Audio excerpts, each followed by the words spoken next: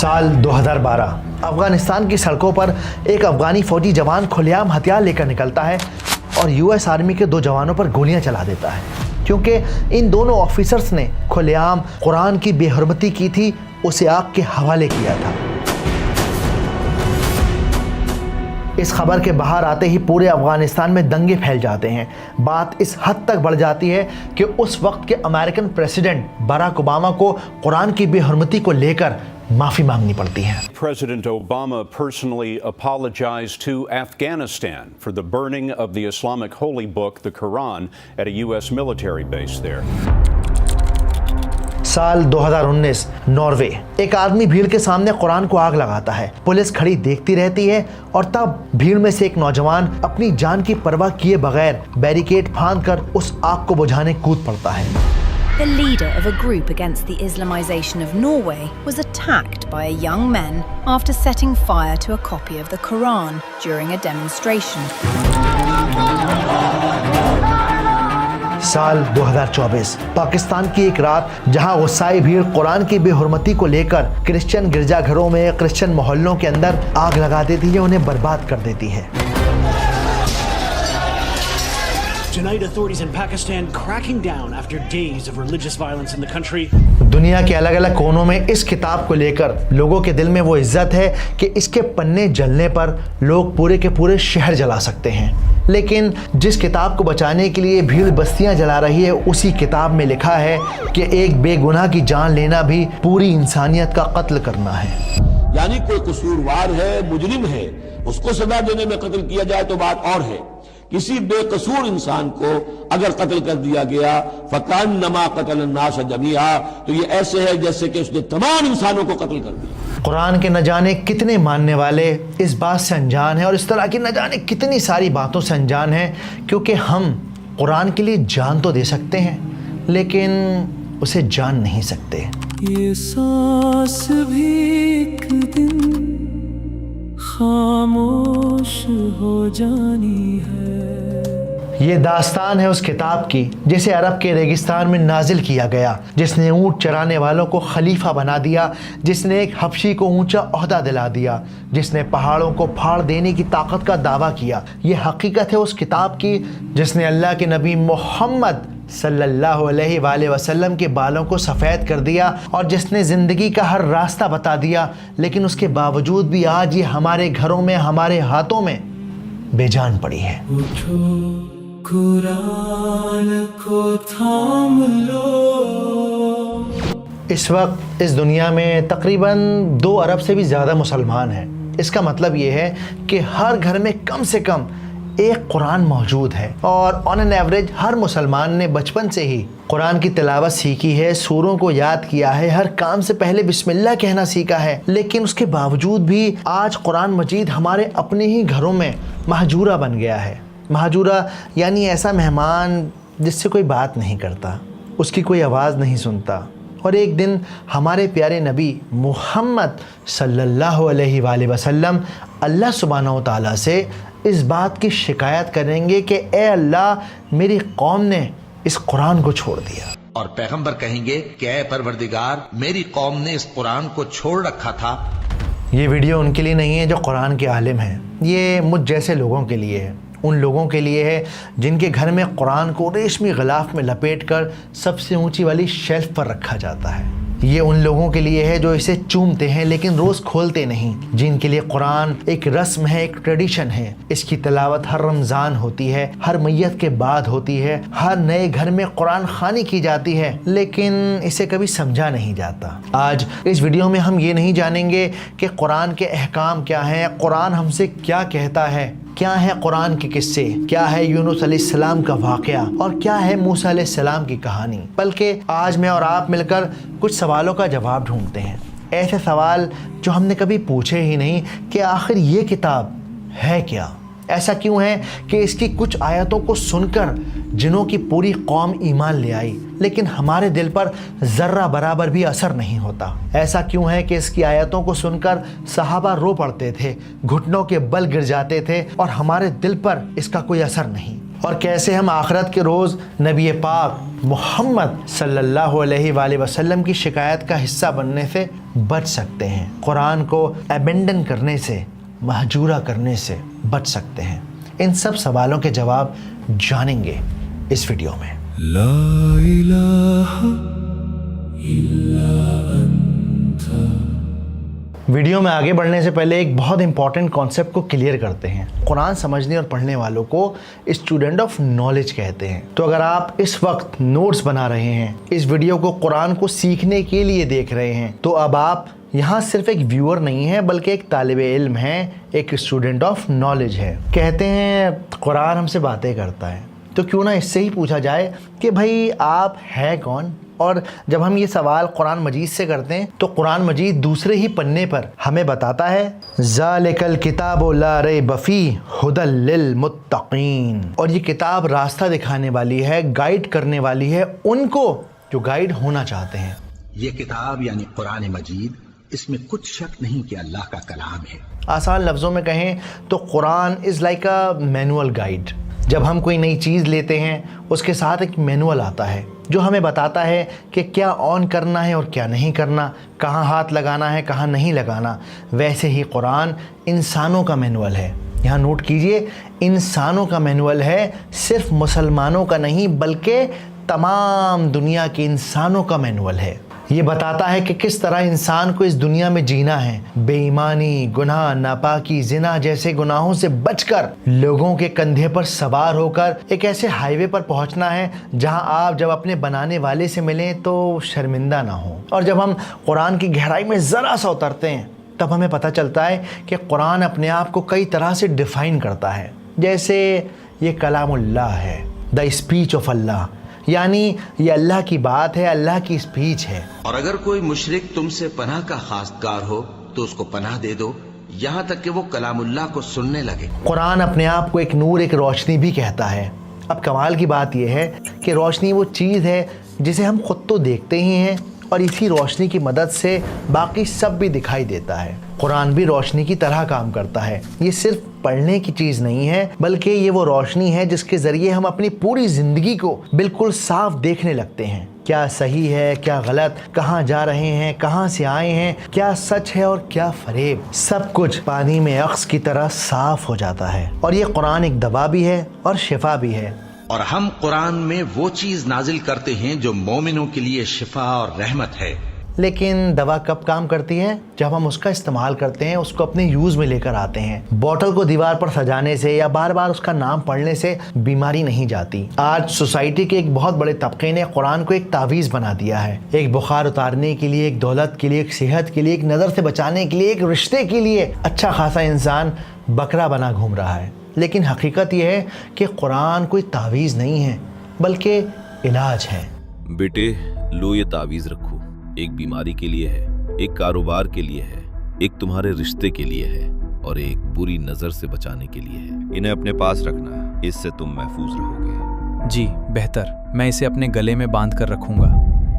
سورہ الحجر میں اللہ سبحانہ و تعالیٰ قرآن کو ایک ذکر کی طرح ڈیفائن کرتے ہیں، یعنی یہ وہ چیز ہے جو آپ کو یاد دلاتی ہے وہ جو آپ بھول گئے ہیں۔ جیسے ایک اکیلا بچہ ایک کمرے میں ہے، آپ اس کمرے میں ایک بال پھینک کر دیکھیے، بچہ فوراً پلٹ کر دیکھے گا کہ یہ بال آئی کہاں سے ہے۔ یعنی انسان کا وجود، اس کے اندر کہیں نہ کہیں یہ بات اللہ سبحانہ و تعالیٰ نے ڈال دی ہے کہ اگر کوئی چیز کہیں سے بنی ہے، آئی ہے، اس کا نظام چل رہا ہے تو وہ اپنے آپ نہیں چل رہا، وہ اپنے آپ نہیں آئی ہے بلکہ اسے بھیجا گیا ہے اور کوئی ہے جو اس پورے سسٹم کو چلانے والا ہے۔ اب یہ جو آئیڈیا ہے نا، یہ ایتھیزم کے اس کانسیپٹ کو جڑ سے اکھاڑ دیتا ہے، جہاں پہ ایتھیز کہتا ہے کہ ایک بگ بینگ تھیوری ہو گئی اور دھماکہ ہو گیا اور پھر اس دھماکے سے دھیرے دھیرے ہزاروں سال میں دنیا بن گئی اور اب دنیا اپنے آپ چل رہی ہے۔ یا پھر اگر آپ ہمارے معاشرے سے ایک بہت ریئل لائف ایگزامپل لیں تو کئی بار بہت سے لوگ بچوں کو چھیڑنے کے لیے ان کی پینٹ اتار دیا کرتے ہیں،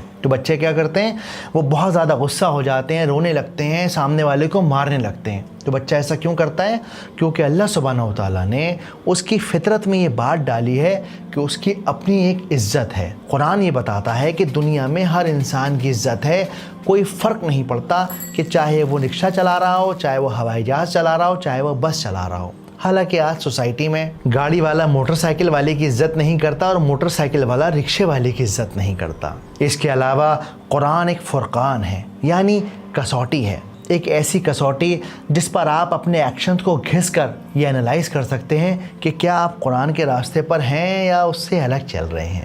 اس کے علاوہ قرآن ایک رحمت ہے جس کا مقصد ہے لوگوں کو بھلائی اور رحم کا راستہ دکھانا اور انہیں اچھائی کی طرف گائیڈ کرنا۔ شاہ ولی اللہ دہلوی اس بات کو ایک اور لیول آگے لے جا کر اپنی کتاب میں مینشن کرتے ہیں کہ قرآن ایک خط ہے، ایک ایسا خط جو کہ زمین اور آسمانوں کے بادشاہ نے انسانوں کے لیے بھیجا ہے تاکہ اس دنیا میں امن قائم رہ سکے، لوگ ایک دوسرے کے ساتھ حق اور انصاف کر سکیں، اور وہ لوگ جو اس کتاب سے دور ہیں وہی انسانیت کے امن کے سب سے بڑے دشمن ہیں۔ یونائٹڈ نیشنز کے انوسار غزہ میں 78,000 سے زیادہ بچے بھوک کا سامنا کر رہے ہیں۔ اور جب آپ اس قرآن کو اور گہرائی سے سمجھیں گے تب آپ کو پتہ چلے گا کہ قرآن کا کام صرف انفارمیشن دینا نہیں ہے، بلکہ اس کا کام ہے آپ کی لائف کو ٹرانسفارم کرنا، آپ کو بیٹرمنٹ کی طرف، اچھائی کی طرف لے کر جانا۔ اسلام کے one of the greatest scholar امام غزالی رحمہ اللہ اپنی کتاب جواہر القرآن میں مینشن کرتے ہیں کہ قرآن ایک کبھی نہ ختم ہونے والے سمندر کے جیسا ہے جس کا مقصد ہے انسان کو اللہ کے قریب کرنا۔ پر افسوس ہم میں سے زیادہ تر لوگ اس سمندر کے کنارے کھڑے کھڑے اپنی زندگی گزار دیتے ہیں، کبھی اس کی گہرائی میں اترنے کی کوشش نہیں کرتے۔ یعنی ہم صرف باہر سے قرآن کو بغیر سمجھے پڑھتے رہتے ہیں، یہ کبھی کوشش ہی نہیں کرتے کہ جو پڑھ رہے ہیں اس کا مطلب بھی سمجھیں، اس کے پیچھے کی حقیقت کو بھی جانیں۔ اور جو لوگ ہمت کر کے اس کی گہرائی میں اترنا شروع کرتے ہیں وہ ایسے ایسے موتی اور جواہر باہر نکال لاتے ہیں جس کو دیکھ کر دنیا حیران ہوتی ہے۔ ایک بار دو انگریزوں نے اسلام کے بہت بڑے عالم سے پوچھا، آپ کا قرآن دعویٰ کرتا ہے کہ ہم نے اس کتاب میں کچھ نہیں چھوڑا، کیا واقعی آپ اس بات پر یقین رکھتے ہیں؟ بے شک، مجھے اس بات پر مکمل یقین ہے۔ اچھا تو کیا آپ کی قرآن میں یہ بھی لکھا ہے کہ 10 کلو گیہوں سے کتنی روٹیاں بنیں گی؟ بالکل، قرآن میں اس بات کا بھی جواب ہے۔ عالم نے اپنے شاگرد کے کان میں کچھ کہا اور تھوڑی دیر بعد شاگرد ایک بیکر کو یعنی روٹی بنانے والے کو واپس لے کر آ گیا۔ عالم نے بیکر سے پوچھا، بھائی 10 کلو گیہوں سے کتنی روٹیاں بنتی ہیں؟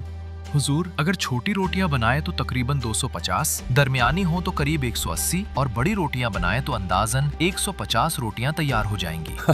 یہ بات سن کر دونوں نے بہت زور کا ٹھاکا لگایا اور کہنے لگے، ارے یہ جواب قرآن نے کہاں دیا، یہ تو آپ کے اس نان بائی اس بیکر نے دیا ہے۔ یہ جواب تو اس نان بائی نے دیا ہے، آپ کی قرآن نے تھوڑی۔ عالم مسکرائے اور عالم نے کہا، قرآن میں لکھا ہے اگر تم نہیں جانتے تو ان سے پوچھو جو جانتے ہیں، اور میں نے وہی کیا ہے۔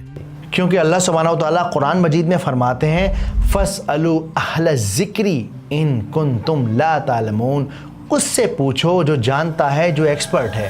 اگر تم نہیں جانتے تو جو یاد رکھتے ہیں ان سے پوچھ لو۔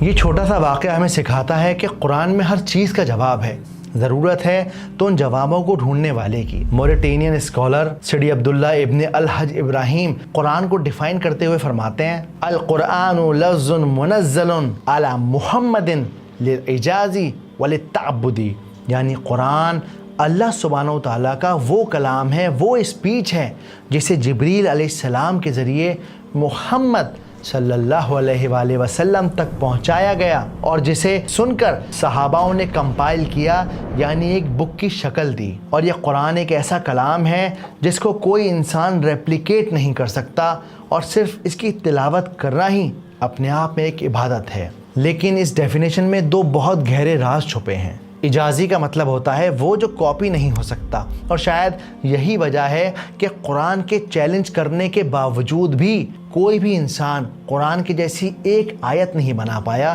جس کے اندر لینگویج کا اتنا زیادہ پرفیکشن ہو، جو اتنی زیادہ ڈیپ ہو، اور جو ہزاروں یعنی قیامت تک کے لیے ریلیونٹ رہ سکے۔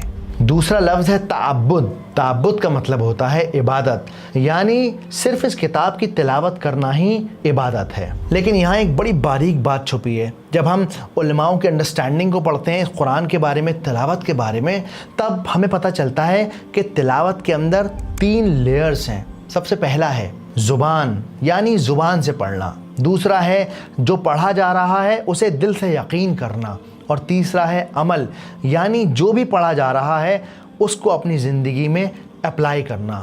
اور شاید اسی وجہ سے عبداللہ ابن عمر کو تقریباً 8 سال لگ گئے تھے سورہ بقرہ کو یاد کرنے میں، کیونکہ صحابہ کا رول تھا کہ وہ 10 آیتیں پڑھتے، انہیں سمجھتے اور تب تک آگے نہیں بڑھتے جب تک کہ پچھلی 10 آیتوں پر ان کا عمل مکمل نہیں ہو جاتا. ایون بہت ساری نریشن میں ہمیں ملتا ہے کہ عمر رضی اللہ تعالیٰ عنہ کو تقریباً 12 سال کا وقت لگا سورہ بقرہ کو حفظ کرنے میں، اور جب انہوں نے سورت کو حفظ کر لیا تو آپ نے پورے 1 اونٹ کی قربانی دے کر سارے مکہ کو دعوت دی. میرے اللہ، اتنا سارا گوشت کہاں سے آیا؟ دل بھر کر کھاؤ بہن، یہ عمر نے جو قرآن حفظ کیا ہے اس کی دعوت کا گوشت ہے. ماشاءاللہ. اللہ عمر کے علم میں اضافہ کرے. سورہ بقرہ کو حفظ کرنا اور پھر اس کی تعلیمات پر عمل کرنا کوئی آسان کام نہیں ہے. صحیح کہتے ہیں آپ. دعوت میں مزہ آ گیا. انشاءاللہ میرا بھی حفظ ہو جائے گا تو میں بھی دعوت دوں گا. کیوں نہیں؟ ضرور ضرور. قرآن کے لفظوں کو سینے میں حفظ کرنا کمال ہے. یہ وزن لے کر چلنا ہر کسی کے بس کی بات نہیں. اسے صرف عمر اور ابو بکر جیسے پکے ایمان والے ہی اٹھا سکتے ہیں. قرآن کے لفظوں کا وزن کتنا بھاری ہے اس کا اندازہ آپ ترمذی کی اس حدیث سے لگا سکتے ہیں کہ جب ایک بار صحابہ نے آپ صلی اللہ علیہ وآلہ وسلم کے سفید بالوں کو دیکھا تو آپ سے کہا، اے نبی پاک، آپ کے بال تو بہت جلدی سفید ہو گئے، ایسا کیوں ہے؟ تب آپ صلی اللہ علیہ وآلہ وسلم نے فرمایا کہ سورہ ہود اور جیسی اور صورتوں نے میرے بالوں کو سفید کر دیا، مجھے ضعیف کر دیا. You know, when this surah was revealed, it appeared as if the Prophet sallallahu alaihi wasallam is so much grieved, is under such a pressure that he appeared to be old. حضرت ابو بکر نے پوچھا، حضور کیا ہوا؟ آپ پر بڑھاپا طاری ہو گیا اچانک؟ فرمایا، شیبتنی ہود و اخواتھا، مجھے سورہ ہود اور اس کی بہنوں نے بوڑھا کر دیا ہے. کیونکہ ان صورتوں کا انداز ایسا ہے کہ جیسے مہلت ختم ہوا چاہتی ہے اور عذاب کا دھارا جو ہے اب چھوٹنے والا. لیکن یہاں سوچنے والی بات یہ ہے کہ قرآن اگر اپنے آپ کو اتنی طرح سے ڈیفائن کرتا ہے، اس کے باوجود بھی لوگوں کے بیچ اس کو لے کر اتنا زیادہ کنفیوژن، اتنا زیادہ مسکنسیپشن کیوں ہے؟ اس کے پیچھے شاید بہت بڑی وجہ یہ ہے کہ قرآن سیکوینس میں بات نہیں کرتا. یعنی جب آپ دنیا کی کوئی بھی کتاب پڑھیں گے تو اس میں کہانی شروع سے شروع ہوتی ہے، یعنی کرونولوجیکل ہوتی ہے. اس میں کیریکٹرز کے نام ہوتے ہیں، لوکیشن ہوتی ہے، اور پھر کہانی آگے بڑھتی ہے اور ختم ہو جاتی ہے. لیکن قرآن اس طرح کے سیکوینس میں بات نہیں کرتا. قرآن کے اندر تاریخیں مینشن نہیں ہوتی، لوکیشن مینشن نہیں ہوتی. کئی بار جس کے بارے میں بات ہو رہی ہے اس کا نام تک بھی مینشن نہیں ہوتا.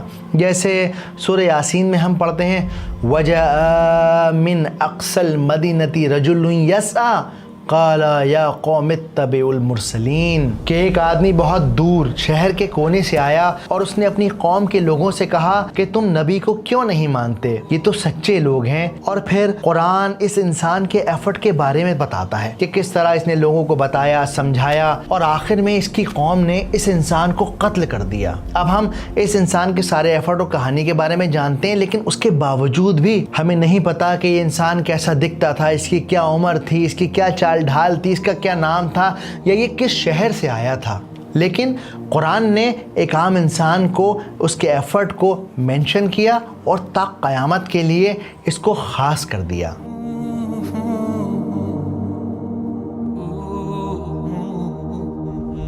اور اسی طرح قرآن میں اچانک سے ایک ہسٹوریکل قصہ شروع ہو جاتا ہے، تو پھر بیچ میں کوئی قانون کی آیت آ جاتی ہے، اور پھر آخرت اور قیامت کا ذکر آ جاتا ہے. اور شاید اسی لیے یہ کتاب بہت سارے لوگوں کے لیے کنفیوژن کریٹ کرتی ہے. لیکن اگر آپ تھوڑا سا گہرائی میں جا کر سوچیں تب آپ کو اس بات کا اندازہ ہو جائے گا کہ جس نے یہ ساری دنیا بنائی ہے، جو اس ساری دنیا کا خالق ہے، مالک ہے، چلانے والا ہے، اسے لٹریچر کے، رائٹنگ کے کسی رول کو فالو کرنے کی ضرورت نہیں ہے. شیخ حمدہ یوسف اس بات کو اس طرح سے سمجھاتے ہیں، رات کے آسمان کو دیکھیے.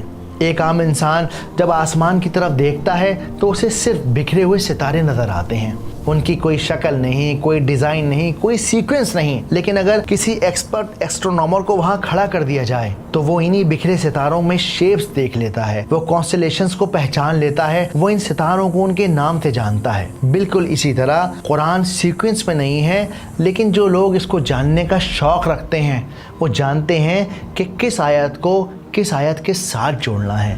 اور ہم نے قرآن کو سمجھنے کے لیے آسان کر دیا ہے तो कोई है कि सोचे समझे। तो अब तक क्या बात सीखी हमने कि कुरान बिखरा हुआ नहीं है, बल्कि उसका स्ट्रक्चर आम दुनिया की किताबों से मुख्तलिफ है, अलग है। दूसरा, ये एक ऐसी किताब है जो अल्लाह सुब्हानहू व तआला की स्पीच है, वो बात है जो अल्लाह ने मोहम्मद सल्लल्लाहु अलैहि वसल्लम को बताई और फिर आज ये हमारे पास एक किताब की शक्ल में मौजूद है। तीसरी बात कि कुरान की तिलावत करना ही अपने आप में एक इबादत है, लेकिन तिलावत का मतलब सिर्फ़ और सिर्फ पढ़ना नहीं होता, बल्कि उसके अंदर उसको समझना, दिल से यकीन करना और फिर उस पर एक्ट करना कंप्लीट तिलावत कहलाता है। तो अगली बार जब आप कुरान को पढ़ें तो कोशिश कीजिए कि उसको समझ के पढ़ना है, वरना आपकी तिलावत शायद मुकम्मल नहीं होगी।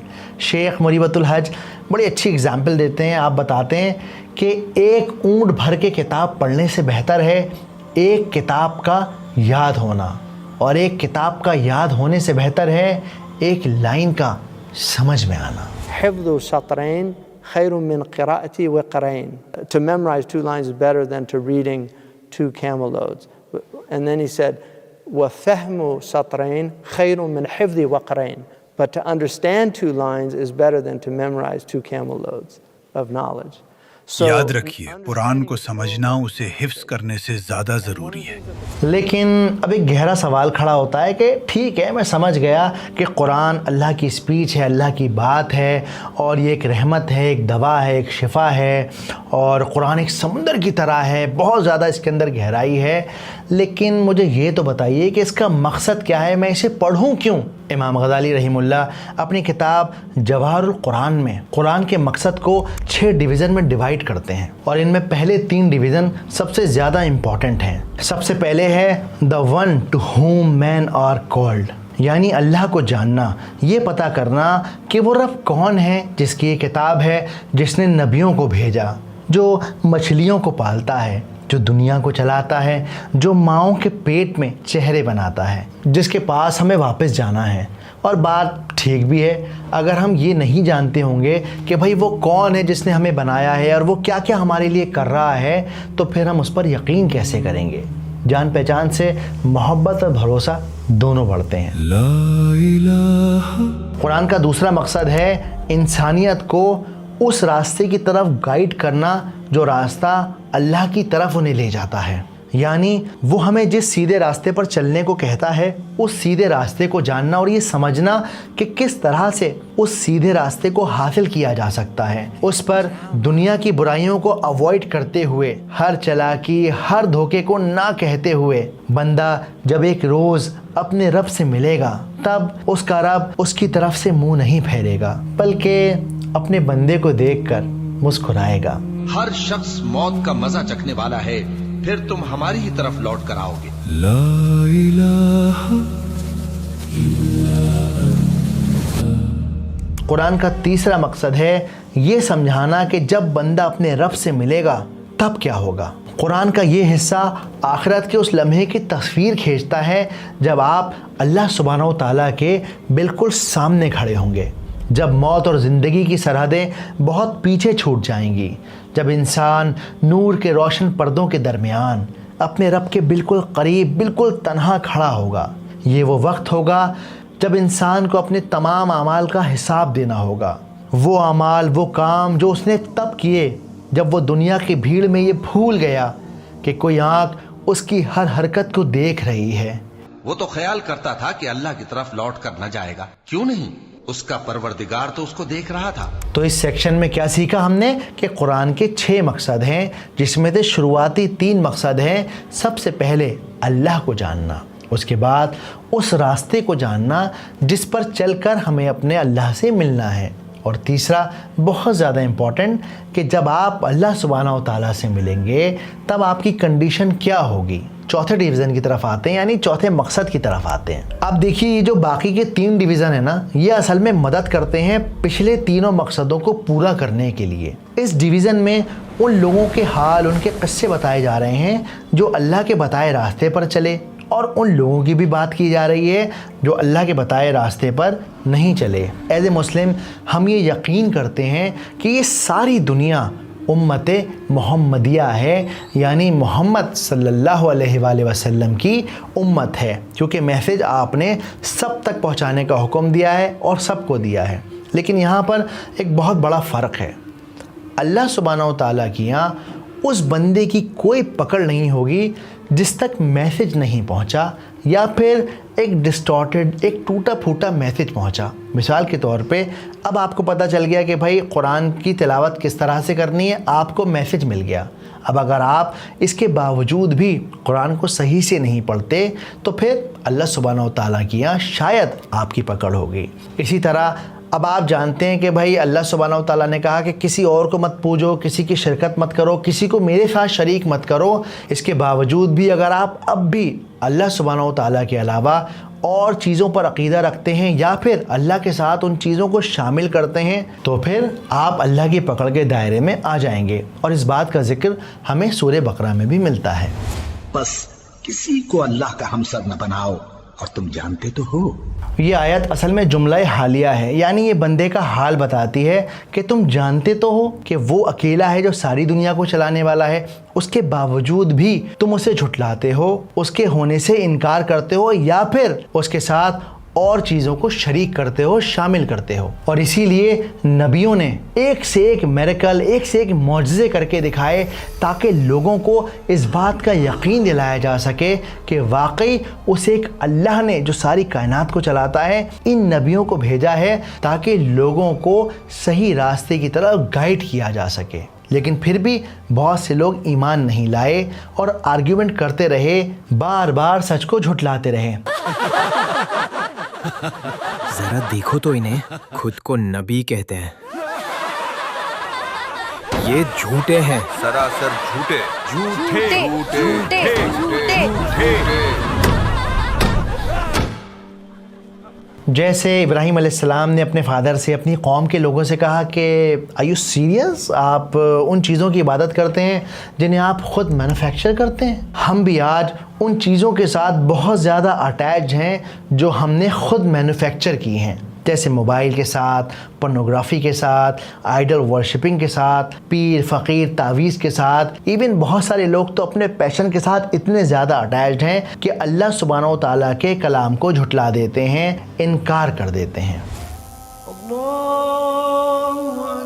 अजान हो रही है जमाल भाई, 2 मिनट का ब्रेक लेते हैं, चाय पियेंगे। कुरान के एक किस्से हमें एक रियल लाइफ एग्जाम्पल देना चाहते हैं कि भाई ऐसा करोगे तो ऐसा होगा और ऐसा करोगे तो ऐसा होगा। शेख फ़खरुद्दीन राज़ी अपनी किताब में मेंशन करते हैं कि कुरान की बेशुमार आयतें असल में एक अक़ली दलील हैं, यानी इंटेलेक्चुअल आर्गुमेंट्स हैं। अल्लाह चाहता है कि आप अपने दिमाग पर ज़ोर डालें और अपने आसपास देखें और सोचें कि जिस्म अपने आप कैसे बन सकता है, या आसमान कैसे बन जाएगा, एक छोटा सा बीज फट के इतना बड़ा पेड़ किस तरह से बन सकता है। डिवीज़न 6 में कुरान हमें बताता है कि जिस सफ़र पर हम निकले हैं उस सफ़र पर चलने के आदाब क्या हैं, यानी ये दुनिया एक सफ़र है और आपको इस दुनिया में रहना है। तो कुरान बताता है कि इस दुनिया में क्या खाना है, क्या पीना है, कैसे रहना है, किसको कितनी प्रॉपर्टी देनी है, किसको कितना हक़ देना है, गरीबों के साथ, अमीरों के साथ, जालिमों के साथ किस तरह का सलूक करना है। असल में ये कुरान का हिस्सा एग्जैक्टली मैनुअल की तरह काम करता है।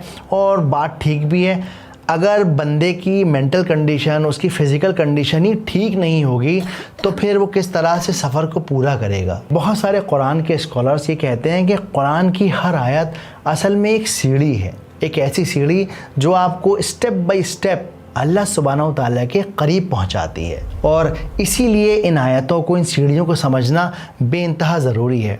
इमाम गज़ाली रहिमहुल्लाह अपनी किताब में इन आयतों को 2 कैटेगरी में डिवाइड करते हैं। सबसे पहली है जवाहर, यानी रूबीज़, टोपाज, हीरे। ये वो आयतें हैं जो अल्लाह के बारे में बताती हैं कि अल्लाह की ज़ात क्या है, अल्लाह की सिफ़ात क्या है, अल्लाह कैसा दिखता है, अल्लाह किस तरह से दुनिया के निज़ाम को चलाता है, अल्लाह किस तरह बंदे की बातों को सुनता है, और किस तरह हर बार धड़कन धड़कने से पहले अल्लाह से पूछती है कि अल्लाह मैं चलूँ, तो अल्लाह कहता है हाँ चलो, तो मैं चलूँ कि हाँ चलो, तो मैं चलूँ कि हाँ चलो। तो बंदा इन आयतों के ज़रिए अपने अल्लाह को जानता है اور بہتر طریقے سے اس کے قریب ہوتا ہے، اور قرآن میں بھی سب سے زیادہ یہی آیتیں مینشن ہیں۔ دوسری کیٹیگری ہے پرلز یعنی موتی۔ یہ وہ آیتیں ہیں جو بتاتی ہیں کہ کس طرح سے ہمیں اللہ سبحانہ و تعالیٰ کے قریب پہنچنا ہے۔ اس میں آپ کا ایمان، آپ کا اخلاق، آپ کے کام، دنیا کے دستور، ہر طرح کی چیزیں شامل ہیں۔ تو اس انڈرسٹینڈنگ کے حساب سے قرآن ہمارے لیے ایک ٹریزر باکس کی طرح ہے، جس کو آپ جب کھولیں گے نا تب آپ کو بے انتہا جواہر دکھیں گے۔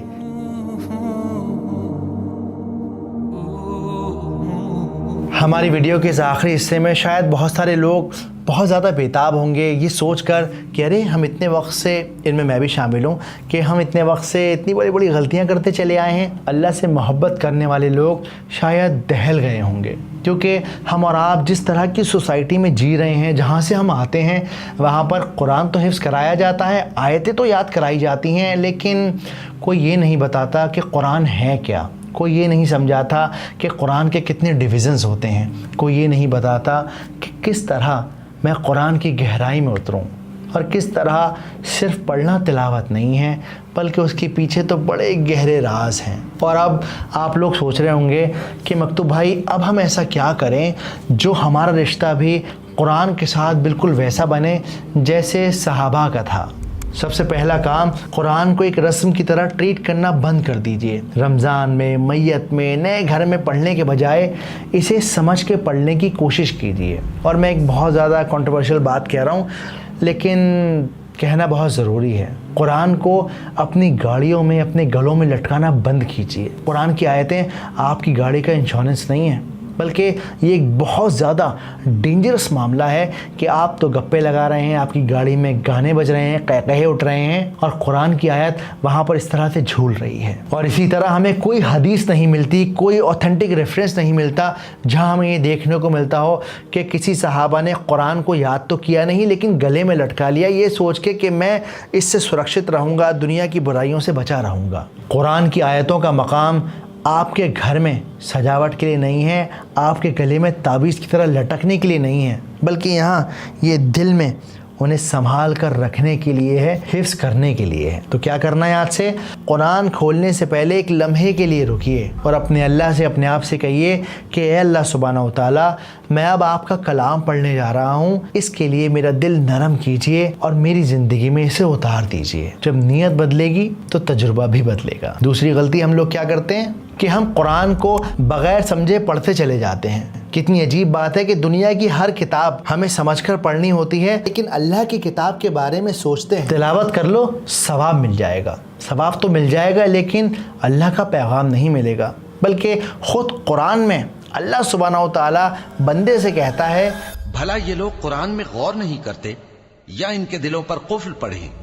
تو روز صرف 10 یا چاہے 2 آیتیں ہی پڑھیں، لیکن ترجمے اور تفسیر کے ساتھ پڑھیے، دھیرے دھیرے پڑھیے۔ جہاں جنت کی بات ہو رہی ہے وہاں مسکرائیے، جہاں جہنم کا ذکر ہو رہا ہے وہاں گھبرائیے۔ قرآن کو محسوس کیجیے۔ تیسرا، کناروں سے گہرائی تک۔ قرآن ہمارے گھر میں ایک سمندر کی طرح پھیلا ہوا ہے، پر ہم کنارے پر کھڑے باقی کاموں میں مصروف ہیں۔ تو وقت نکال کر غوطے لگائیے تاکہ آپ بھی جواہر کو نکال سکیں اور آگے آنے والی اپنی نسلوں کو دے سکیں۔ اس کے لیے تفسیر پڑھیے، اور اگر پڑھ نہیں سکتے تو کم سے کم سنیے اور دیکھیے۔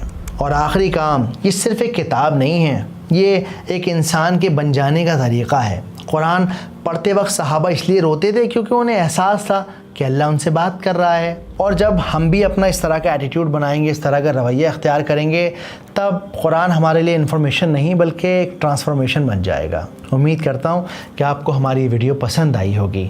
میری صرف اتنی سی کوشش ہے اس ویڈیو کے ذریعے کہ آپ کو یہ اندازہ لگے کہ قرآن کا سمندر کتنا گہرا ہے۔ ابھی تو ہم نے کچھ بھی نہیں کیا، کچھ ٹچ تک نہیں کیا اس سمندر کو۔ تو اگر آپ اس قرآن کی گہرائی میں اور زیادہ اترنا چاہتے ہیں تو میں نے ڈسکرپشن میں بہت ساری کتابیں آپ لوگوں کے لیے اویلیبل کرا دی ہیں، آپ جائیے ان کتابوں کو ڈاؤن لوڈ کیجئے، اور اگر یہ کتابیں آپ کی زبان میں نہیں ہیں تو آج بڑی آسانی سے AI کا استعمال کر کے آپ ان کتابوں کو، ان پیجز کو اپنی زبان میں کنورٹ کر سکتے ہیں۔ دعاؤں میں یاد رکھیے، بہت جلد سورہ فاتحہ کا سلسلہ شروع کریں گے۔ جزاکم اللہ خیر، السلام علیکم۔ اٹھو قرآن کو تھام لو، اس کے علم کو جان لو۔